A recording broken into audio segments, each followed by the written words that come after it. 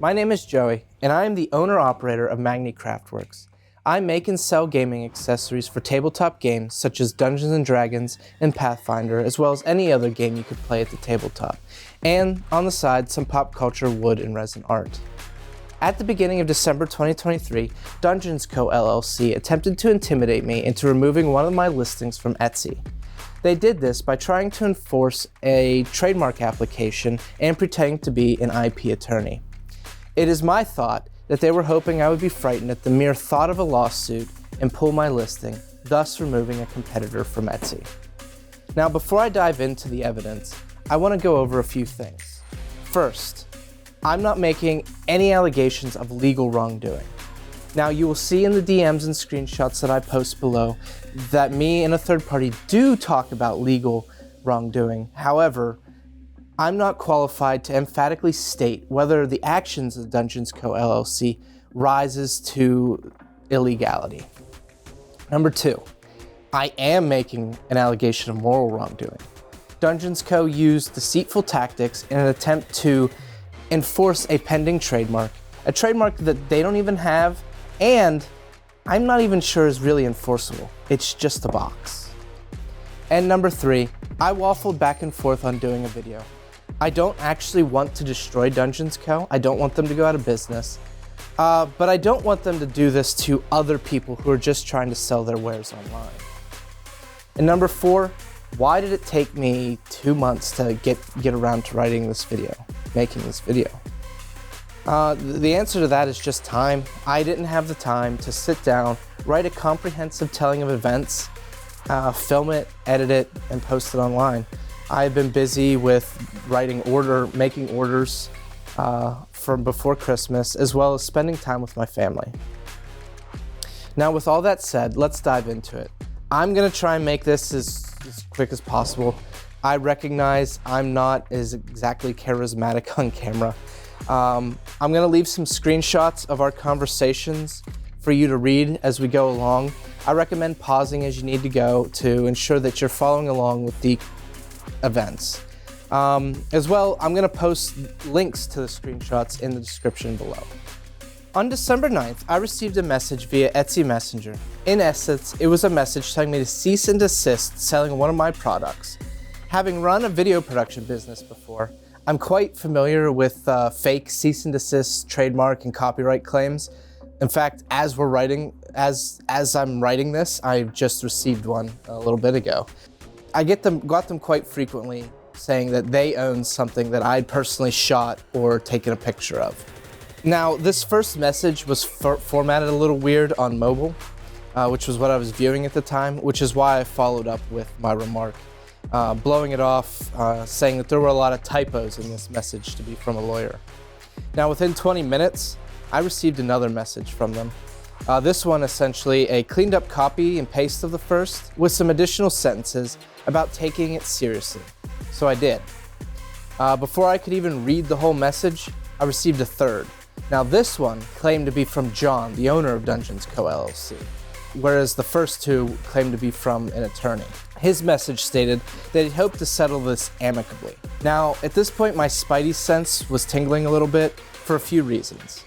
Lawyers typically don't send cease and desist messages via Etsy Messenger. At least they definitely shouldn't. Also, if someone paid their lawyer to do something like send a cease and desist, they're not going to follow it up and try and settle things amicably. That's just not how things are done. If a small business, they'll typically reach out first, person to person, to settle things. And if they decide to open with a lawyer, they'll stay with the lawyer because they've already invested that money. They're just gonna let the lawyer handle things. So first, I dove into the cease and desist message and began picking it apart. The message told me to stop selling my Mjolnir dice vault and wanted me to provide an accounting of my sales of the vault. It threatened legal action and provided me with the name of an attorney, the one they claimed to be, as well as the USPTO number. So obviously, the first thing I did was Google the attorney's name. I'm gonna redact the attorney's name in this video because I don't want them to be harassed. From here on, I will simply be referring to him as attorney or the attorney. I would assume that if you were an attorney, you would have some web presence, either your own website, a profile on the company or firm you work for, or a LinkedIn. And I was right. The name of this attorney popped up on a company's website and a LinkedIn. The LinkedIn confirmed they worked at that company, so it appeared to be the same person, and no other attorneys of this name or even a close name came up. Additionally, the attorney's LinkedIn said they were an IP attorney from Massachusetts. Co LLC is from Arizona. Unless this was a family friend, I highly doubted they would be using an attorney from across the country. Naturally, I sent the attorney a message stating that I had been contacted with someone claiming to be them and wanted to confirm if it was them or not. I then went to the USPTO website and looked up the number they provided.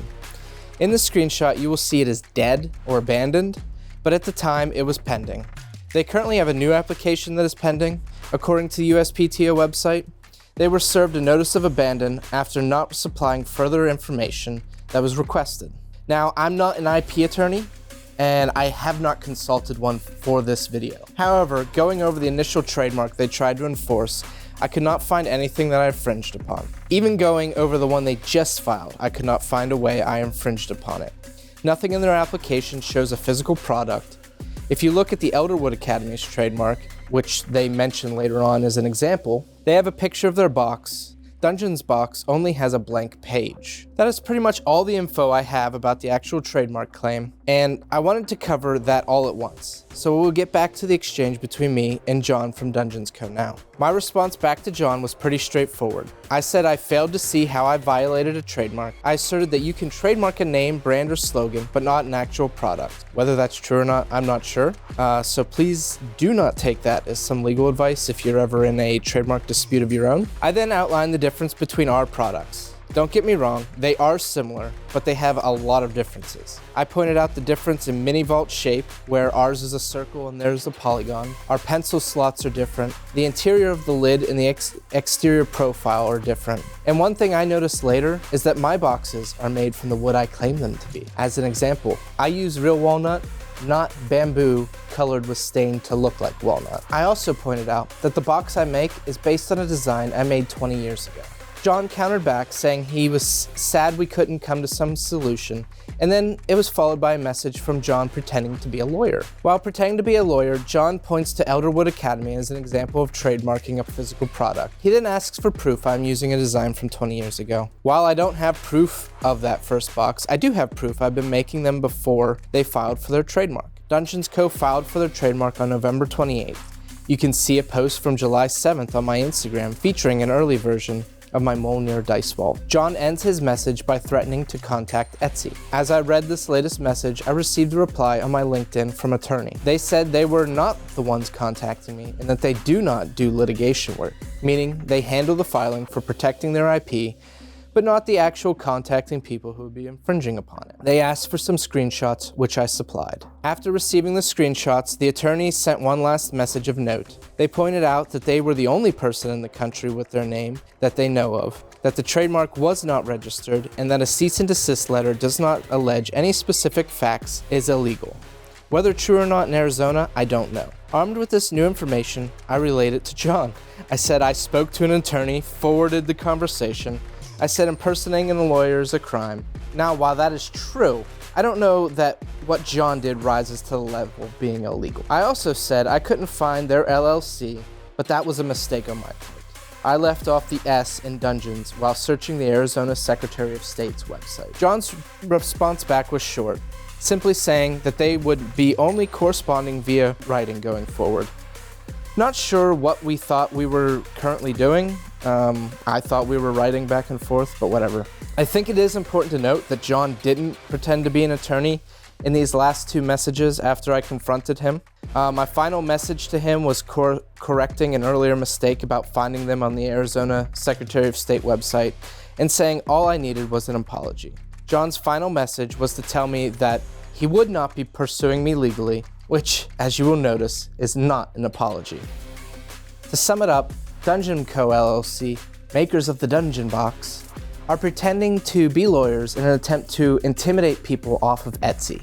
If you receive a message from them, do not engage in a back and forth. Simply say you will only respond further via registered letter from the U.S. Post Office.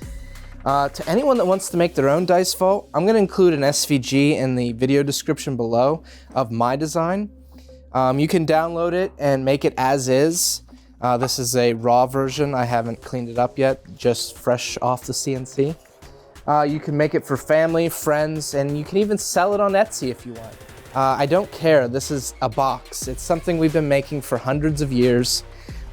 There's nothing really special to it. The only reason you would buy it from me as opposed to making it your own is because you don't have the equipment to make it, not because this is a special product. I do like to think that it's well made. I do put a lot of care into making a product, but the design itself is not anything groundbreaking or shattering. So yeah, so you can download it, buy and sell the products as you want. The finished product, don't sell my SVG as a template. That's just shady at that point. I've also included screenshots below, so you can go over everything again if you want. Make sure that what I'm telling is true, which I believe it's true to the best of my knowledge. I also ask that you share this video so that anyone that is targeted by John's bullshit in the future can easily find this information. Oh, and if John ever comes after you for selling one of these, just tell him it's an iteration of the Magni Craftworks dungeon box. Have a good day. Thanks for watching, and